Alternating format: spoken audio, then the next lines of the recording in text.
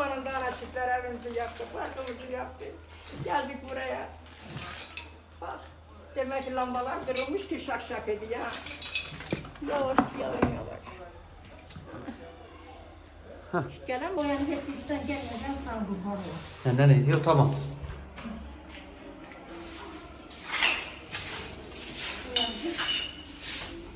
Birden olur. Çeliklere dokunasın. Kapıya gelecek dediği şey kimsem yok. Baktılar, kocam sakat, sağ kol sol bacak. Ama da durumumuz yok, yapak. Her taraf yandı gitti, bir tane rakı içmiş. Esrar çekmiş, yani yandı gitti evimiz ama bize yardımda bulun. Çünkü parkeleri gitti ama suyun içinde ya.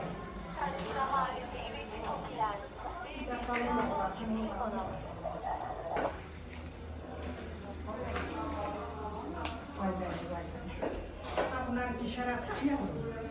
Parça. Parçası da gitti, bir anı da gitti.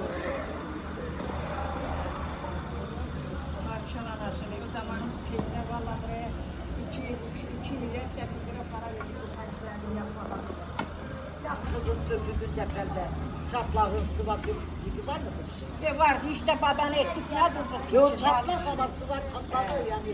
Bak burasında bana parça dedi şey. Şeyden tahtadan yaptırmış. Orası suyun içinde. Tahta parçası yani.